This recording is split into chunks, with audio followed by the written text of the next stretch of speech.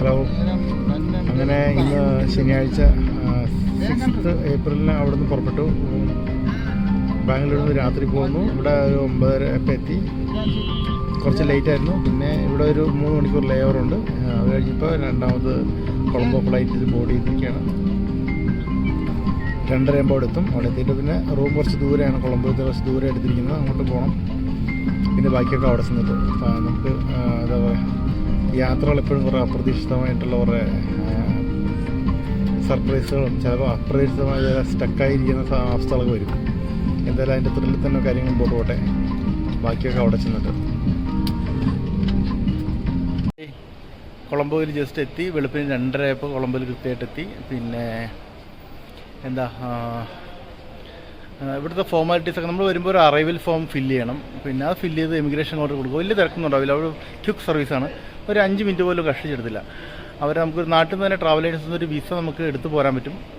അത് വിഷയം ഇവിടെ കാണിച്ചാൽ മതി. അല്ലെങ്കിൽ ഇവിടെ ഓണറബിൾ വിസ നമുക്ക് കിട്ടും, വിസ കിട്ടുമ്പോൾ. അല്ലെങ്കിൽ നമുക്ക് അവിടെ നാട്ടിൽ നിന്ന് എടുത്ത് പോരാം. 600 രൂപയാണ് എനിക്ക് ട്രാവൽ ഏജൻസി ചാർജ് ചെയ്തത്.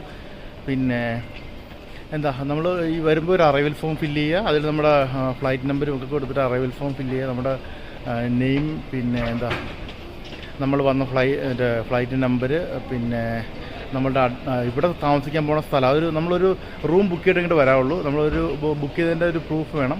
അത് മാൻഡേറ്ററി ആണ്. അത് കൊടുത്താൽ ക്വിക്കായിട്ട് ഒരു 2-3 മിനിറ്റിൽ അവിടുന്ന് പുറത്തിറങ്ങാം. അപ്പോൾ ഞാൻ പുറത്തിറങ്ങി ഇനി അങ്ങോട്ട് പോകാനുള്ള കാര്യം നോക്കട്ടെ.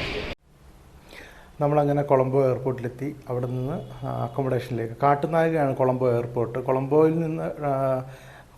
സിറ്റിയിൽ നിന്ന് 35 കിലോമീറ്ററോളം ദൂരെയാണ് ഈ കാട്ടുനായക എയർപോർട്ട് വരുന്നത്. അതിന് അടുത്തുള്ളൊരു 2 കിലോമീറ്റർ ചുറ്റളവിലൊരു റൂമാണ് ഞാൻ എടുത്തത്. ഏകദേശം ഒരു നല്ല വൃത്തിയായിട്ട് മെയിൻറ്റെയിൻ ചെയ്തൊരു റിസോർട്ട് പോലെയുള്ളൊരു റൂമാണ്. ഇന്ത്യൻ രൂപയുടെ ഏകദേശം ഒരു 3 ഇന്ത്യൻ രൂപയ്ക്ക് ശ്രീലങ്കൻ രൂപയുടെ 3.6 വാല്യൂ ഉണ്ട്. ഏകദേശം ഒരു 1700 രൂപയൊക്കെയാണ് ആ റൂമിൽ വന്നത്.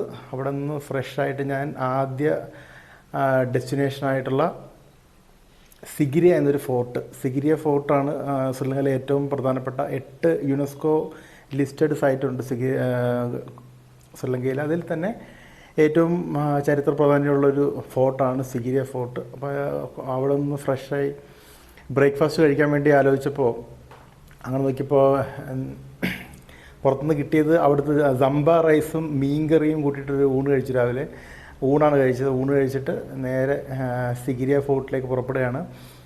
സുശാന്ത എന്നൊരു സുഹൃത്ത് എനിക്ക് കിട്ടി. പുള്ളിക്കാരൻ്റെ കൂടെയാണ് പോകുന്നത്. കുറച്ചധികം യാത്രയുണ്ട്. അപ്പോൾ ഞാൻ രാവിലെയാണ് എയർപോർട്ടിലെത്തിയത്. അതുകൊണ്ട് ഇത്തിരി റെസ്റ്റ് എടുത്ത് വണ്ടിയിൽ നിന്ന് ഉറങ്ങാമെന്ന് തീരുമാനിച്ചു. അങ്ങനെ ഞങ്ങൾ സിഗിരിയ ഫോർട്ടിൻ്റെ ഫ്രണ്ടിലെത്തി. $18 എൻട്രി ഫീ കേട്ടോ. നിസ്സാരമായ സ്ഥലമല്ല. $18 എൻട്രി ഫീ. ഒരുപാട് വിദേശികൾ, ഏകദേശം 90% വിദേശികൾ മാത്രം വരുന്ന ഒരു ടൂറിസ്റ്റ് ഡെസ്റ്റിനേഷനാണ്. നമ്മളിപ്പോൾ സിഗിരിയ ഫോർട്ടിൻ്റെ മുൻപിലുള്ള ആ രജിസ്ട്രേഷൻ കൗണ്ടറിൽ നിന്ന് പേയ്മെൻറ്റ് അടച്ച് നമ്മൾ നേരെ അതിൻ്റെ ടോക്കൺ എടുത്ത് ഉള്ളിലേക്ക് വിടുന്ന സ്ഥലത്തിനടുത്തെത്തി. ഒരുപാട് വിദേശികളൊക്കെ അങ്ങോട്ട് പോകും. നമുക്കിപ്പോൾ ഓൾറെഡി കാണാം. നല്ല ഒരു ഇവിടുത്തെ ഒരു ഏകദേശം 5000 വർഷങ്ങൾക്ക് മുമ്പാണ് ഈ കോട്ട പണി കഴിപ്പിച്ചെന്ന് പറയുമ്പോൾ നമുക്കത് വിശ്വസിക്കാൻ കൂടെ ബുദ്ധിമുട്ടായിരിക്കും.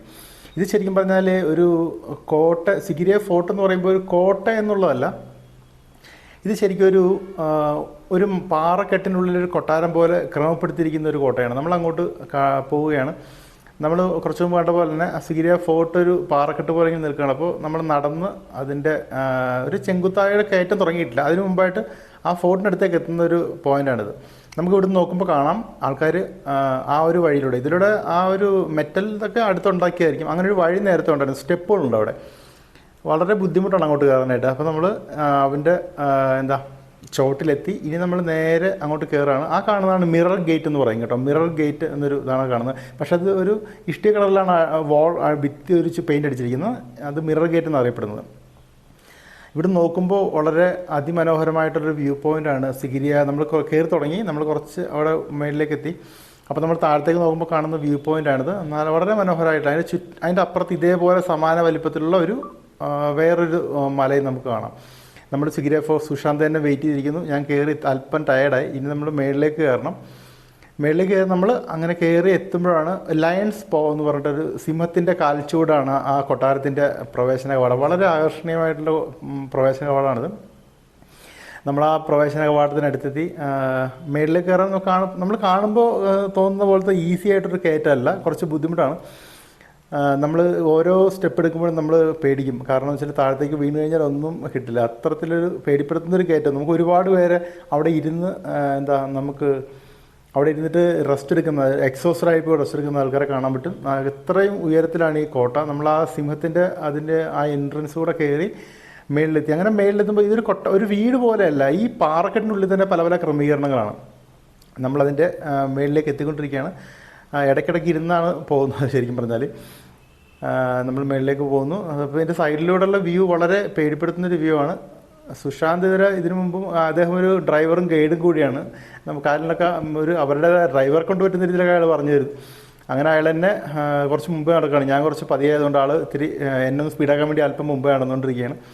എന്നെ ഒന്ന് മോട്ടിവേറ്റ് ചെയ്യാനായിരിക്കും. അപ്പോൾ ഞങ്ങളങ്ങനെ മേളിലേക്ക് എത്തിക്കൊണ്ടിരിക്കുന്നു. എന്തോറും ഭീതിജനകമായിട്ടൊരു കാഴ്ചയാണ് താഴത്തേക്ക്. തൊട്ടരികിൽ ഒരു അപകടം പതിയിരിക്കുന്ന പോലത്തെ കയറ്റാണ്. നമ്മൾ തളർന്നു തുടങ്ങുമ്പോൾ നമുക്ക് പേടി കൂടും. അങ്ങനെ മേളിലേക്ക് പോകുന്നു. മേളിൽ വളരെ കുറേ അതായത് ഒരു വീട് പോലത്തെ മുറികളോ അങ്ങനെയൊന്നുമല്ല. അവിടെ കാശ്യപ രാജാവിൻ്റെ ഈ വീഡിയോ തൊട്ട് കുറച്ച് മുമ്പ് കാശ്യപ രാജാവിൻ്റെ ഇരിക്കുന്ന ഒരു സിംഹാസനം കാണാം. നമ്മുടെ പാർക്കിലൊക്കെ ഇടുന്ന ഒരു ബെഞ്ച് പോലെയുള്ളൂ ഇവിടെ ആ സിംഹാസനം. ഇത്രയും ഒരുപാട് വർഷങ്ങൾക്ക് മുമ്പുള്ളതുകൊണ്ടായിരിക്കാം. ആ ഫോർട്ടിൻ്റെ മുമ്പുള്ള മേലുള്ള കാഴ്ചകളാണ്. ഫോർട്ടിൻ്റെ മേളിലാണിത്. ഒരു കുളം, ഇതാണ് കാശ്യപ രാജാവിൻ്റെ ഇരുന്ന സ്ഥലം. പിന്നീട് നമ്മൾ അത് കഴിഞ്ഞ് നമ്മൾ മേളിലിറങ്ങിയിട്ട് താഴത്തേക്ക് ഇറങ്ങിയിട്ട് നമ്മൾ പോകുമ്പോൾ ഇവിടെ കാശ്യപ രാജാവ് അപ്പോൾ 5-ാം നൂറ്റാണ്ടിൽ ഭരിച്ചതിന് ശേഷം പിന്നീടുള്ള രാജാക്കന്മാരൊക്കെ രാവണൻ ഉൾപ്പെടെ ഇവിടെയാണ് ഭരിച്ചിരുന്നതാണെന്ന് എൻ്റെ ഒരു വിശ്വാസം. മെഗല്ലണൻ എന്നൊരു രാജാവ് കൂടെ ഉണ്ടായിരുന്നു.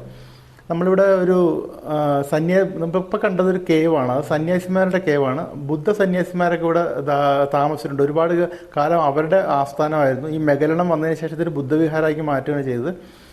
അങ്ങനെ നമ്മൾ അതിൻ്റെ മേളിലെത്തി കയറി രാവണൻ്റെ കോട്ട, അല്ലെങ്കിൽ ആ സിംഹത്തിൻ്റെ കാലുകൾ വെച്ചിട്ടുള്ള പ്രൗഢഗംഭീരമായ കോട്ട കഴിഞ്ഞ് നമ്മൾ പുറത്തെത്തി.